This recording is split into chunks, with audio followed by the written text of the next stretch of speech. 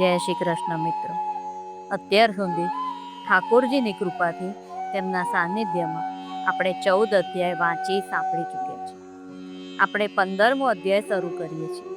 તે પહેલાં ઠાકોરજીને પ્રાર્થના કરીએ છીએ, તેમને નિમંત્રિત કરીએ છીએ. હે શ્રી કૃષ્ણ, પ્રિય મિત્ર, હે રાધા રાણી, મારી બહેન, અમે આપને નિમંત્રિત કરીએ છીએ કે આપના દ્વારા બોલાય એક એક શબ્દ અમે સમજી શકીએ, તેના ઉપર અમલ કરવામાં સક્ષમ બનીએ. જેવું પ્રભુ આપ ઈચ્છો છો કે અમે રહીએ, અમે એવી રીતે રહી શકીએ, એવી ક્ષમતા અમને આપો. અમારા જીવનમાં જે પણ મહાભારત ચાલે છે, હે પ્રભુ, આપ અમારા સારથી બનીને, સંરક્ષક બનીને, અમારા પિતા બનીને, મિત્ર બનીને અમને આ મહાભારતમાં વિજય પ્રાપ્ત કરાવો. આપ અમારી સાથે રહો પ્રભુ. અમે આપની સાથે રહેવા માંગીએ છીએ. આપના બતાવેલા રસ્તા પર ચાલવા ઈચ્છીએ છીએ. આપના સાનિધ્યમાં રહેવા ઈચ્છીએ છીએ. આપથી વાર્તાલાપ કરવા ઈચ્છીએ છીએ. હે પ્રભુ, અમે આપને નિમંત્રિત કરીએ છીએ અને એ વિશ્વાસ કરીએ છીએ કે આપ અહીંયા જ છો. હે રાધા રાણી, હે ઠાકોરજી, અમે આપની ઉપસ્થિતિ અહીંયા મહેસૂસ કરીએ છીએ અને આપના દ્વારા બોલાય એક એક શબ્દ ફરીથી આપના દ્વારા સાંભળીએ છીએ અને સમજીએ છીએ. ધન્યવાદ પ્રભુ. હરે કૃષ્ણ. આજ્ઞા આપો પ્રભુ. 15મો અધ્યાય. શ્રી ભગવાન બોલ્યા, જેનું આદિ પુરુષ પરમેશ્વર રૂપી ઉર્ધ્વ મૂળ છે, જેની નીચે રહેલી બ્રહ્મારૂપી મુખ્ય શાખા છે તથા વેદો જેના પાંદડાઓ છે, એવા આ સંસાર રૂપી અશ્વત્થ વૃક્ષને તત્વજ્ઞાનીઓ અવિનાશી કહે છે. જે માણસ એ સંસારરૂપી વૃક્ષને મૂળ સહિત તત્વથી જાણે છે, એ વેદના તાત્પર્યને જાણનાર છે. એ સંસારરૂપી વૃક્ષ ત્રણેય ગુણોરૂપી જળ વડે વૃદ્ધિ પામેલી અને વિષયોરૂપી કુંપળો ધરાવતી દેવ, મનુષ્ય, પિયર આદિ યોનિઓરૂપી શાખાઓ નીચે અને ઉપર આમ તેમ ફેલાયેલી છે. તેમજ તે શાખાઓના મનુષ્ય લોકમાં કર્માનુસાર બાંધનારા અહંતા, મમતા તથા વાસનારૂપી મૂળિયા નીચે અને ઉપર બધા લોકોમાં ફસાયેલા છે. આ સંસાર વૃક્ષનું સ્વરૂપ જેવું કહ્યું છે એવું અહીં વિચાર કાળમાં મળી આવતું નથી, કેમ કે આનો નથી તો આદિ કે નથી અંત, તેમજ નથી આની નિશ્ચિત પ્રકારની સ્થિતિ. માટે આ અહંતા, મમતા અને વાસનારૂપી અત્યંત દ્રઢ થયેલા મૂળ ધરાવતા સંસારરૂપી અશ્વત્થ વૃક્ષને દ્રઢ વૈરાગ્ય રૂપી શસ્ત્ર વડે કાપી નાખીને એ પરમપદ સ્વરૂપ પરમેશ્વરને સારી પેઠે શોધવા જઈએ, કે જેને પામી ચૂકેલા માણસો ફરી પાછા વળીને સંસારમાં નથી આવતા અને જે પરમેશ્વરથી આ પુરાતન સંસાર વૃક્ષની પ્રવૃત્તિ અર્થાત પરંપરા વિસ્તાર પામી છે, એ જ આદિપુરુષ નારાયણને હું શરણે છું. આ પ્રમાણે દ્રઢ નિશ્ચય કરીને એ પરમેશ્વરનું મનન અને નિધિધ્યાસન કરવું. જેમના માન અને મોહ નષ્ટ થઈ ચૂક્યા છે, જેમણે આસક્તિરૂપી દોષને જીતી લીધો છે, જેમની પરમાત્માના સ્વરૂપમાં નિત્ય સ્થિતિ છે અને જેમની કામનાઓ પૂર્ણ રૂપે નાશ પામી ચૂકી છે, એવા સુખ દુઃખ રૂપી દ્વંદ્વોથી છૂટેલા જ્ઞાનીજનો એ અવિનાશી પરમપદને પામે છે. ભગવાન આ પૂરા સંસારને એક વૃક્ષની જેમ બતાવે છે, જેના પત્તા વેદ જેવા છે, જેમાં જ્ઞાન છે, શાસ્ત્ર છે, વેદ છે, પુરાણ છે, કામ છે, લોભ છે, ક્રોધ છે. આ વૃક્ષ ફેલાયેલું છે, જેના જડ એટલે કે મૂળિયા ઉપરની તરફ છે અને તેની શાખાઓ નીચેની તરફ છે. ભગવાન કહે છે કે આ જે પૂરી માયાજાળ છે, તેમાંથી બહાર નીકળીને જેણે આસક્તિરૂપ દોષને જેણે જીતી લીધો છે, જેની પરમાત્માના સ્વરૂપમાં નિત્ય સ્થિતિ છે, મતલબ જે હર પળ ભગવાનને ભજે છે અને જેની કામનાઓ પૂર્ણ રૂપથી નષ્ટ થઈ ગઈ છે, ઈચ્છાઓ નષ્ટ થઈ ગઈ છે, તેઓ મને પ્રાપ્ત થાય છે. જે પરમપદને પામીને મનુષ્યો પાછા ફરીને સંસારમાં આવતા નથી, એ સ્વયં પ્રકાશિત પરમપદને ન તો સૂર્ય ઉજાડી શકે છે, ન ચંદ્રમા કે ન અગ્નિ. એ જ મારું પરમધામ છે. એક એવું પરમ પદ, એક એવી સ્થિતિ જેમાં મનુષ્ય આ બધી ચીજોથી પરે જતો રહે છે. સુખ દુઃખથી સંભાવી થઈને, નિષ્કામ કર્મ કરીને, લોભ લાલચથી, ક્રોધથી એકદમ સંભાવી ને સરળ થઈ જાય છે. ભગવાને જે આપણને આગળ આપણે જે 14મા અધ્યાય ભણ્યા તેમાં બતાવ્યું છે ને કે કર્મયોગી બનવું, સંભાવી બનવું, તો જે એ સ્થિતિમાં આવી જાય છે તે આવા પરમપદમાં આવી જાય છે કે એવું પરમપદ બીજું કોઈ નથી પ્રકાશિત કરી શકતું. કેમ કે આ અનંત બ્રહ્માંડમાં બધી જ વસ્તુઓને પ્રકાશ આપવા વાળું હું છું. સૂર્ય પણ મારી જ ઉર્જાથી પ્રકાશિત છે અને ચંદ્રમા પણ મારી જ ઉર્જાથી પ્રકાશિત છે. તો જે મને પ્રાપ્ત કરે છે તે મારી ઉર્જાને પ્રાપ્ત કરે છે. આ દેહમાં રહેલો સનાતન જીવાત્મા મારો જ અંશ છે અને એ જ આ પ્રકૃતિમાં રહેલી મનસ્થિતિની 5 ઇન્દ્રિયોને ખેંચે છે. વાયુ ગંધના સ્થાનેથી ગંધને જે રીતે ગ્રહણ કરીને બીજા સ્થાને લઈ જાય છે, એ જ રીતે દેહ આદિનો સ્વામી જીવાત્મા પણ જે શરીરને છોડે છે એ શરીરમાંથી પ્રાણો દ્વારા મન સમેત ઇન્દ્રિયોને લઈને પછી જે શરીરને પામે છે એમાં જાય છે. જેવી રીતે હવા ગંધને સાથે લઈ જાય છે, જેમ કે ક્યાંક સરસ સુગંધ આવે છે અને જો તે જ હવા આવી તો તે સુગંધને અડધો 1 કિલોમીટર 2 કિલોમીટર સુધી પણ પ્રસરાવી શકે છે. અને તમને લાગે કે અચાનક સુગંધ ક્યાંથી આવી, તો સુગંધ તો ઘણી દૂરથી આવી હોય છે. તેવી રીતે આ ઇન્દ્રિયોએ જે ગ્રહણ કર્યું છે, જે આપણે અહીંયા કર્મ બાંધ્યા છે, જે આપણે કર્મ કર્યા છે આ શરીરથી, પછી તે જેવા પણ છે, તો આ જીવાત્મા છે, જે આપણી આત્મા છે, તે આપણે જે કર્મ કર્યા છે તેને તેની સાથે લઈ જાય છે. અને પછી જ્યારે આપણે બીજું શરીર ધારણ કરીએ છીએ ત્યાં તે કર્મો આપણને લાગે છે. એટલે આપણા કર્મોનું પ્રારબ્ધ બંધાય છે. તો એટલે આપણે આપણા કર્મોના પ્રારબ્ધ કાપવા પડે છે જન્મ જન્માંતર સુધી. જ્યાં સુધી તે પ્રારબ્ધ પૂરા નહીં થાય ત્યાં સુધી આપણે જન્મ લેતા રહીશું. એવું નથી કે આપણે અહીંયા ખરાબ કર્મ કર્યા અને આપના મૃત્યુ થઈ ગયું તો બધા કર્મો અહીં જ સમાપ્ત થઈ ગયા. ના, એવું નથી. જીવ તેની સાથે લઈ જાય છે બધા તમારા કર્મોને.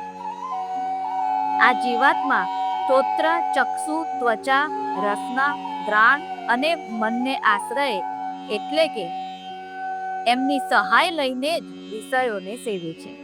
શરીર છોડીને જતો, શરીરમાં સ્થિત રહેલો, વિષયોને ભોગવતો કે 3 ગુણોથી જોડાયેલો હોવા છતાંય જીવાત્માના યથાર્થ સ્વરૂપને અજ્ઞાનીજનો નથી જાણતા. કેવળ જ્ઞાન ચક્ષુ ધરાવનાર વિવેકશીલ જ્ઞાનીજનો તત્વથી જાણે છે. આ બધાનો કરતા ભગવાન જ છે, પણ અજ્ઞાની પુરુષ આ બધું જાણી નથી શકતો. શરીરને છોડીને જાય છે ત્યાં સુધી અથવા શરીરમાં સ્થિત રહીને પણ તે નથી જાણી શકતો કે આ ઇન્દ્રિયો ભોગવી રહી છે તેનું કારણ શું છે, તેનાથી ઉપર કેવી રીતે ઉઠી શકાય. જે જ્ઞાની પુરુષ હોય છે તે જાણે છે કે કોને કેટલી અને કેવી રીતે યુઝ કરવાની છે, કેવા કર્મ કરવાના છે, કર્મને કેવી રીતે યોગ બનાવવાના છે, કેવી રીતે સંભાવમાં રહેવાનું છે.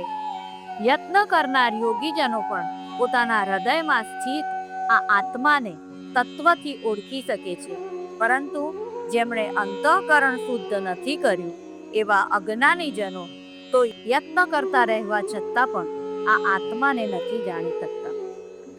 સખત પ્રયાસ કરવાવાળા યોગીજનો સૌથી પહેલા તેમના મનને શુદ્ધ કરે છે, અંતઃકરણને શુદ્ધ કરે છે, ભગવાન માટે તેમના હૃદયમાં સ્થાન બનાવે છે. જ્યારે આપણે ભગવાનને આસન આપીએ છીએ તો પહેલા તે જગ્યાને સાફ સુથરી કરીએ છીએ, પછી આસન બિછાવીએ છીએ, પછી નિમંત્રિત કરીએ છીએ. ભગવાન કહે છે કે જેવી રીતે મંદિર સાફ કરીને મને ત્યાં બેસાડો છો એવી રીતે તમારું અંતઃકરણ સાફ કરી લેશો, પછી મને બેસાડો, તો પછી તમે મને ઓળખી શકશો. તો જે અંતઃકરણને સાફ નથી કરતા તે કેટલુંય ભજે, કેટલુંય કરે, પણ તે ભગવાનને ઓળખી શકતો નથી. પહેલા અંતઃકરણને સાફ કરો. જો તમારા કર્મમાં તે કાર્ય નથી દેખાતું, ફક્ત તમે જપ કરો છો, તપ કરો છો, યજ્ઞ કરો છો, પણ જો તમારા કર્મમાં ક્યાંય ભગવાને કીધું છે તે વાત નથી દેખાતી, તમે દુષ્કર્મ કરો છો, દુરાચારી છો, ક્રોધી છો, લોભી છો, લાલચી છો, ઈર્ષા રાખો છો, દ્વેષ રાખો છો, તો તમે કેટલુંય નામ જપ કરી લો, તમારું ત્યાં કોઈ સ્થાન નથી. જો ભગવાન આપણા હૃદયમાં નિવાસ કરશે આપણી જાગૃત અવસ્થામાં, તો પછી જે પણ આપણે કાર્ય કરીશું ને તે આપણે નહીં કરીએ, તે ઈશ્વર સ્વયં કરશે. પછી એવું કોઈ કર્મ હશે જ નહીં કે જે આપણાથી ખરાબ થાય. તો ભગવાન કહે છે કે બાહ્યકરણને સાફ કરવા કરતા પહેલા અંતઃકરણને સાફ કર, તો હું તેમાં નિવાસ કરી શકું. સૂર્યમાં રહેલું જે તેજ આખા જગતને ઉજાડે છે તે તેજ ચંદ્રમામાં છે, અને જે અગ્નિમાં છે તેને તું મારું જ તેજ જાણ.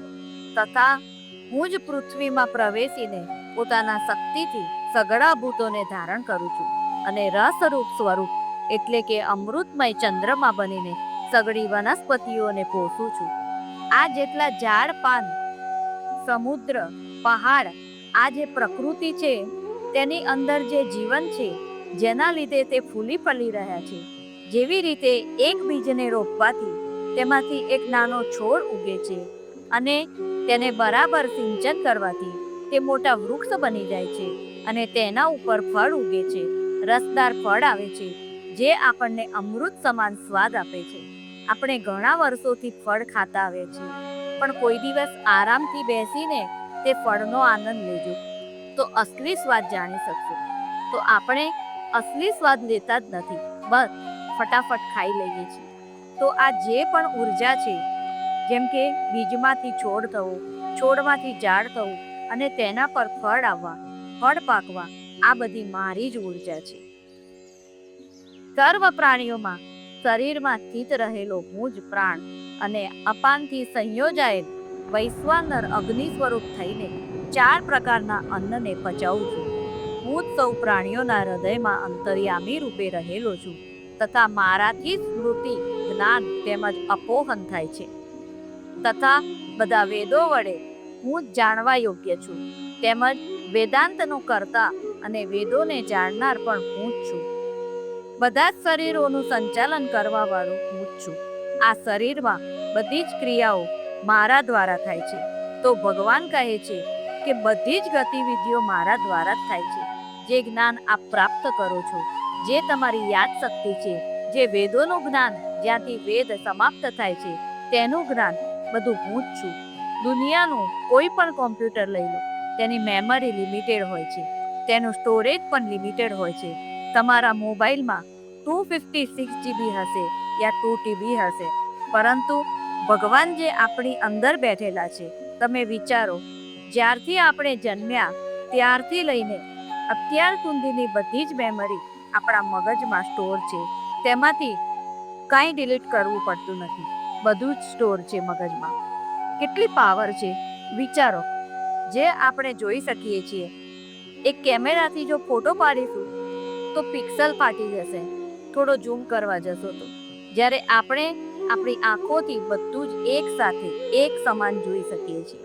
તો આ બધી ભગવાનની ઉર્જા છે, જે આપણી મેમરી છે, કે જેની દ્વારા આપણી યાદદાસ્ત છે, જેના લીધે આપણી પાચન શક્તિ આપણી બરાબર ચાલે છે, જેના લીધે આપણે શ્વાસ લઈ શકીએ છીએ, જેના દ્વારા આપણે જ્ઞાન લઈ શકીએ છીએ. એ બધી ભગવાનની ઉર્જા છે. આ સંસારમાં નાશવંત અને અવિનાશી એ 2 પ્રકારના પુરુષો છે. એમાંથી સઘળા ભૂત પ્રાણીઓના શરીરો નાશવંત અને જીવાત્મા અવિનાશી કહેવાય છે. આ 2થી ઉત્તમ પુરુષ તો જુદો જ છે, જે 3 લોકોમાં પ્રવેશીને સૌનું ધારણ પોષણ કરે છે, અને જેને અવિનાશી, પરમેશ્વર તેમજ પરમાત્મા એવા નામોથી ઓળખાવ્યો છે. ભગવાન કહે છે કે 2 પ્રકારના પુરુષો છે આ શરીરમાં, એક નાશવંત અને એક અવિનાશી. તો આ આપણું શરીર છે તે નાશવંત છે, અને આત્મા અવિનાશી છે. તો ભગવાન કહે છે કે હું અવિનાશી અને નાશવંત એ બંનેની ઉપર છું, જે 3 લોકોનું ભરણ પોષણ કરે છે. 3 લોક જેની ઉર્જાથી ચાલે છે તે હું છું. હું નાશવંત જળ સમુદાય ક્ષેત્રથી સર્વ રીતે અતીત છું. અને અવિનાશી જીવાત્માથી પણ ઉત્તમ છું. માટે લોકમાં તેમજ વેદોમાં પુરુષોત્તમ નામે પ્રસિદ્ધ છું. હે ભરતવંશી, જે જ્ઞાની માણસ મને આ રીતે તત્વથી પુરુષોત્તમ સ્વરૂપે જાણે છે, તે સર્વજ્ઞ માણસ સર્વ રીતે નિરંતર મુજ વાસુદેવ પરમેશ્વરને જ ભજે છે. ભગવાન કહે છે કે જે મને જાણી લે છે કે હું જ પરમેશ્વર છું, તે મને જ ભજે છે. જુઓ, દુનિયાના દરેક માણસને એ ખબર છે કે ઈશ્વર છે. દરેક વ્યક્તિને ખબર છે આ બ્રહ્માંડને ચલાવવા વાળો કોઈ તો છે. દરેક વ્યક્તિને ખબર છે કે આ સૂર્ય, ચંદ્ર, પ્રકૃતિ, માણસ આ બધા એની જાતે તો નથી જ ચાલતા. કોઈ તો છે જે આ બધું ચલાવે છે, પરંતુ બધા તેનો સ્વીકાર નથી કરતા. બધા માનતા નથી, તેમનો ધન્યવાદ નથી કરતા, તેમનો સ્વીકાર નથી કરતા, તેમને થેન્ક યુ નથી બોલતા કે પ્રભુ આજે ફરીથી આપે સૂરજ ઉગાડ્યો, આજે ફરીથી મને નવું જીવન આપ્યું, કે હું સવારે ઉઠ્યો. જેમણે આટલી બધી વ્યવસ્થા તમારા માટે કરી છે, અને આ દુનિયામાં કોઈ માણસ તમારા માટે નાનું પણ કામ કરી દે તો પણ તમે એને મેસેજ કરીને 10 વાર થેન્ક યુ કહેશો, ફોન કરીને થેન્ક યુ કહેશો. પણ જેણે તમને પૂરું જીવન આપ્યું, પૂરી સૃષ્ટિ આપી, આ પ્રકૃતિ આપી, આ બધું આપણા માટે બનાવ્યું, તેને થેન્ક યુ નહીં બોલ્યું. હે નિષ્પાપ અર્જુન, આમ આ ઘણું રહસ્યમય ગોપનીય શાસ્ત્ર મેં કહ્યું. આને તત્વથી જાણીને માણસ જ્ઞાની અને કૃતકાર્ય થઈ જાય છે. જે આ વાતને જાણી લે છે કે ભગવાન જ અનંત બ્રહ્માંડના રચયિતા છે, ભગવાનના પ્રકાશથી જ આપણે પ્રજ્વલિત છીએ, જે આ વાતને જાણીને ભગવાનના સામે નતમસ્તક થઈ જાય છે અને ભગવાનના કીધા અનુસાર ચાલે છે, તેને સ્વયં ભગવાન પ્રાપ્ત થાય છે. તે ભગવાનના સ્વરૂપમાં વિલીન થઈ જાય છે, તે હર ચીજથી પરે થઈ જાય છે. તો અહીંયા આપણો 15મો અધ્યાય પૂર્ણ. હરે કૃષ્ણ, રાધે કૃષ્ણ.